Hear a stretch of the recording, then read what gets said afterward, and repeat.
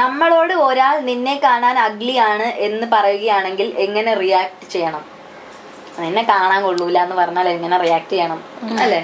അവിടെ നമ്മൾ ഫേസ് ചെയ്യേണ്ടി വന്നിട്ടുള്ള അതെ നമ്മളിപ്പം ഒരു പ്രത്യേകിച്ച് പറയണ ഒരു അഡോളസെന്റ് ഏജില് ഇങ്ങനെ ഓരോ കാര്യങ്ങളും ചിലപ്പോൾ നമുക്ക് ഒന്നും കൂടെ നമ്മൾ മനസ്സിലേക്ക് എടുക്കും. ഓക്കെ, കുറെ ആ ഒരു ഏജിൽ ഞങ്ങൾ കാണുന്നതാണ് ലൈക്ക് ബോഡി ഡിസ്മോർഫിക് ഡിസോർഡർ ഒക്കെ വരുന്നത്. അതായത് ചിലപ്പം ചെറുപ്പത്തിലൊക്കെ ആയിരിക്കും ചിലപ്പോൾ അവരെ കളറിനെ പറ്റിയിട്ടോ അല്ലെ അപ്പിയറൻസിനെ പറ്റിയിട്ടൊക്കെ പറഞ്ഞിട്ട് പിന്നെ ആ കുട്ടി തീരെ ഭയങ്കര ഐസൊലേറ്റഡ് ആയി, ഒരു അഡോളസെന്റ് ഏജ് ഒക്കെ ഭയങ്കര ഐസൊലേറ്റഡ് ആയി. പണ്ടെപ്പോഴോ കേട്ടതാ, 5-6-7 വയസ്സിൽ കേട്ടതാ. പക്ഷെ അത് വീണ്ടും അവൻ ഓർമ്മ വന്നിട്ട് ഐസൊലേറ്റഡ് ആയിട്ട് നിൽക്കുക. ഫെയർനെസ് ക്രീംസ് ഇപ്പൊ കുറെ കാര്യങ്ങളുണ്ടല്ലോ, വെളുത്തിട്ട് പാറ, അങ്ങനത്തെ കുറെ ഫെയർനെസ് ക്രീംസ് കാര്യങ്ങളൊക്കെ യൂസ് ചെയ്യുക. അത് കഴിഞ്ഞിട്ട് പിന്നെ ഡോക്ടേഴ്സിന്റെ അടുത്ത് പോയിട്ട് കോസ്മെറ്റിക് സർജറീസ് സജസ്റ്റ് ചെയ്യുക. അങ്ങനെ ചെയ്താൽ എങ്ങനെ ഉണ്ടാകും? ഫുൾ ടൈം ഒന്നും ചെയ്യേണ്ട, സ്റ്റഡീസ് നിർത്തി ജോലിക്ക് പോകുന്നില്ല, ലൈക്ക് മിററിൽ തന്നെ നോക്കി നിൽക്കുക. അതായത് മിററിൽ ആളുടെ രൂപം എങ്ങനെയാണ്, ചിലപ്പം നമുക്കൊന്നും കണ്ട വിസിബിൾ ആയിട്ട് ഒന്നും തോന്നൂല, പക്ഷെ ആൾക്ക് ഫീൽ ചെയ്യുന്നുണ്ട് എൻ്റെ ഫേസിൽ എന്തോ ഉണ്ട്.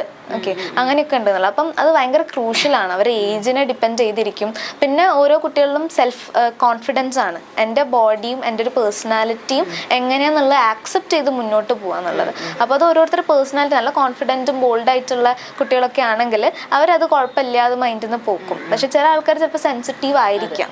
അത് ആ ഒരു പെർട്ടിക്കുലർ അഡോളസൻസ് ഏജ് ആണെങ്കിൽ പെർട്ടിക്കുലർലി നമ്മളൊന്ന് ശ്രദ്ധിക്കണം അവരോട് കോൺവെർസേഷൻസ് ചെയ്യുമ്പോൾ. അതെ, അഡോളസെന്റ് ഏജിലാണ് ഇത് കൂടുതലായിട്ട് കാണാറുള്ളത്.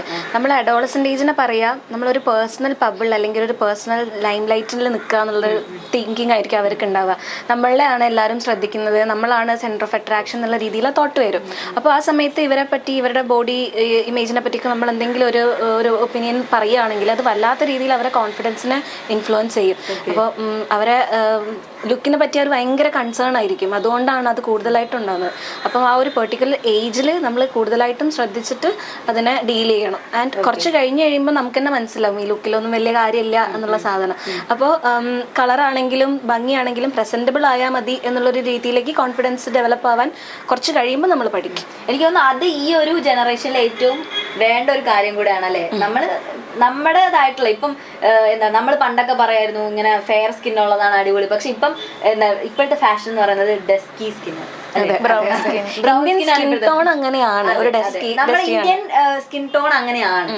ആൻഡ് ഇപ്പോഴത്തെ യങ് ജനറേഷൻ നമ്മൾ സോഷ്യൽ മീഡിയ ഒക്കെ നോക്കി കഴിഞ്ഞ് കഴിഞ്ഞാൽ കളറിനെ കുറച്ചുകൂടി കളർ ബേസിൽ അവരെ സൗന്ദര്യം കാണാതെ മൊത്തത്തിൽ പഠിച്ചിട്ടുണ്ട്.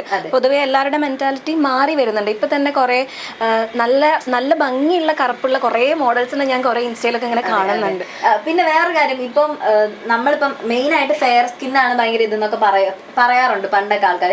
പക്ഷെ ഇപ്പോ അറിയോന്നറിയില്ല, അതായത് ടാനിങ് തെറാപ്പി ചെയ്യുന്നുണ്ട്. അതായത് ഫെയർ സ്കിൻ ഉള്ളവര് മാറി ഡസ്കിലോട്ട് ആവാൻ വേണ്ടിയിട്ടുള്ള ട്രീറ്റ്മെന്റ് ചെയ്യുന്നുണ്ട്. ഡീടാൻ പോലെ തന്നെ ടാനിങ് ട്രീറ്റ്മെന്റും ഇപ്പൊ ഉണ്ട്. ഇതിപ്പോ കോസ്മെറ്റിക് ആയോ? ഓക്കെ, എനിവേ ഭയങ്കര എന്താ പറയാ നോളജബിൾ ആയിട്ടുള്ള ഒരു സെഷൻ ആയിരുന്നു. നല്ല രസമായിരുന്നു സംസാരിച്ചിരിക്കാനൊക്കെ. അപ്പം അനീന മാമിനും അതുപോലെ തന്നെ നമിത മാമിനും ഒന്നുകൂടെ താങ്ക്സ് പറയുന്നു.